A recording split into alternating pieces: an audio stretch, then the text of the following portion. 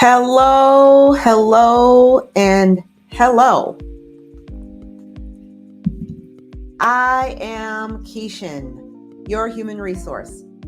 I help people see the possibilities in what they think is impossible. I am disrupting HR, disrupting leadership, and disrupting you.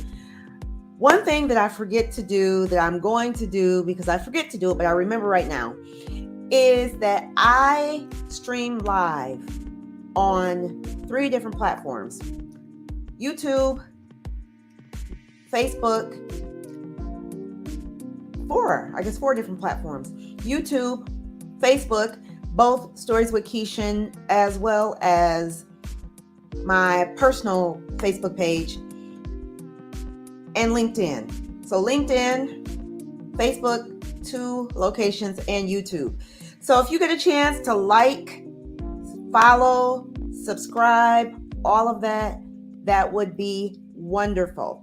Actually, if you can do that right now, just click the like button, click subscribe if you're on YouTube, or follow me on Facebook. That would be great. So we are well into the first day of Black History Month. And what more appropriate way to enter Black History Month than to talk about our storylines? So, my story: I quit my job, wrote a book, and here I am. But does the storyline stop? That is the question that I've asked myself, and that's the question that you should ask yourself.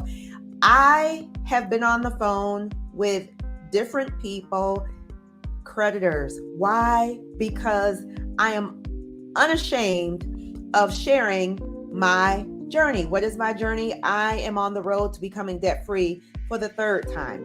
Right now, I am in a hole and I am climbing my way out. So let me just give you this free advice.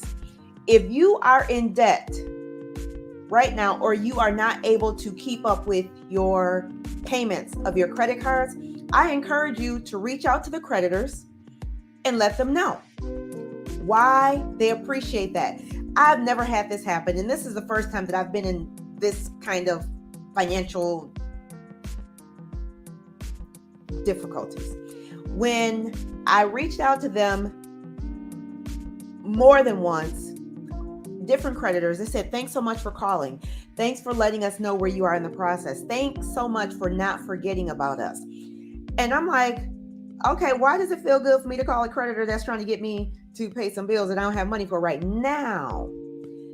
And because I am leaning into the challenge. So the question is, what is your storyline? Do you have a storyline?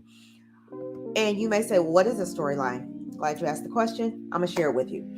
So when I quit my job back in September, I guess the most challenging part of that was the uncharted waters. I had never been I've never quit a job without having something lined up, or having to receive a severance, or some type of income after leaving that organization. So the uncertainty was definitely there.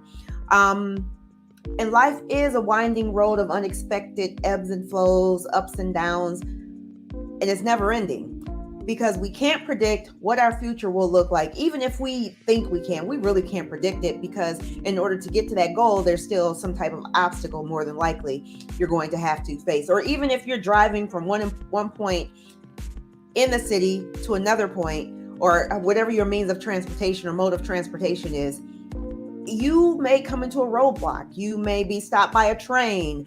You may have to wait for traffic to move because traffic is backed up. So that's how life is. And I am realizing that more so now than ever.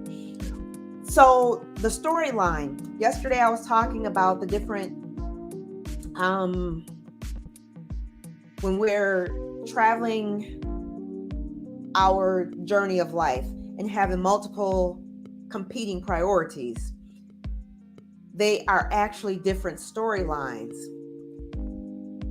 If you watch a movie, there's more than one storyline going on. And in life, with everything that happens to us, there's more than one storyline. The challenge is, how do you balance that? How do you prioritize that? So I thought about this. What is the saga? The saga is the heroic moment, the point where you have accomplished whatever it is that you were looking to accomplish. So you have a storyline, you have a saga, and I just want to talk about it for a little bit. We're in the midst of we just started Black History Month, and I've thought about all of the people who have come along before us, before me, and have paved the way. I'm actually reading a book right now. This is the narrative of the life of Frederick Douglass, written in his own words. Some of these words in here, I'll be honest, I'm like, I don't know what that word is. So I'm looking it up, and I'm not ashamed to say that. But I'm reading this book because I read it before, but I just wanted to remind myself of his story, of what he went through.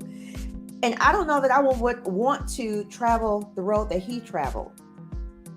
He saw slaves getting whipped.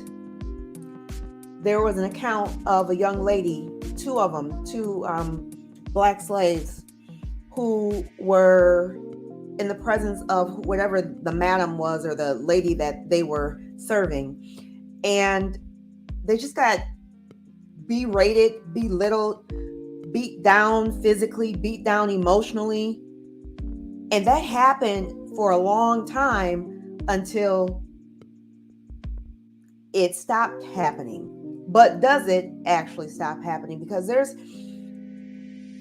subtle situations that we face, but we face them and we still push through those situations.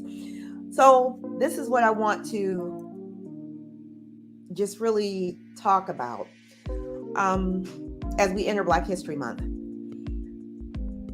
When we are individually or collectively, when we are no longer acknowledged, or maybe we're misunderstood, or we genuinely are being who we are and people misunderstand that, that should not stop the storyline.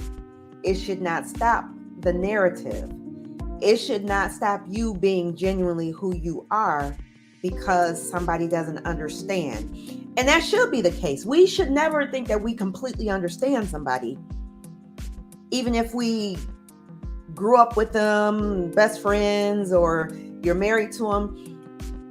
We can somewhat, but we will never completely understand somebody. So here I am doing this because it was just placed on my heart. It was placed in my spirit.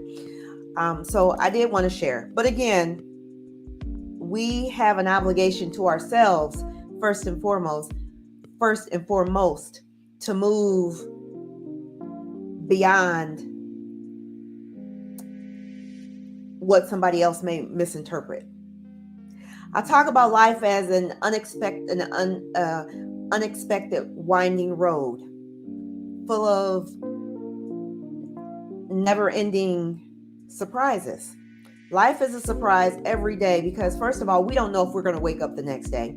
We wake up and we plan how we think our day is going to go, whether it's a route that we go to work or a route that we, just our routine. We have our coffee in the morning. I don't drink coffee, but whatever it is, what is your routine? That is not always the same, nor should we expect it to be the same. We can plan for it to be the same. However, if it doesn't go quite as you planned, you still have a right and an obligation to move beyond it. Like I've been doing. Like I said, I've been doing some studying. You'll hear more about that later. But the biggest issue right now is focusing on self-improvement. And I encourage you to do the same. regardless to what people say about you, regardless to what they think of you. And I'm not saying just be rude, but just be yourself genuinely. And it's taken me to this point to become genuine and accepting me for who I am. I've told the story of when I worked at this place. I'll just say, for lack of better words, the CEO of the organization, I had just chopped off the chemicals in my hair, and he met me at the coffee area and said, "Keishan, would you like some espresso?" I'm not a coffee drinker, so I'm like, "No, thank you, I'm good." Without missing a beat, he said, "It'll straighten your hair." That still blows me away. And he was unapologetic about it. I said, "Excuse me?" Without missing a beat, he said, "It'll straighten your hair," as if I didn't hear him the first time. But that did not prevent me or preclude me from sharing this story today, because I'm still rocking the natural hair. But anyways, so that is all that I have to share. I just want everybody to be genuinely who you are, regardless of what people may say about you, regardless of what people may think about you.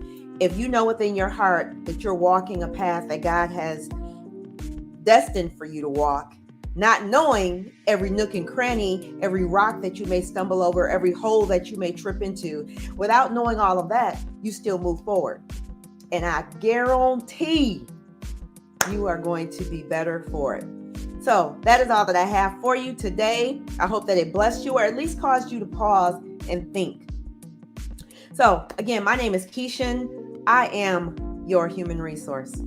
I help people see the possibilities in what they think is impossible. I am disrupting HR, disrupting leadership, and I hope that this disrupted you. Until next week, Tuesday, take care. God bless.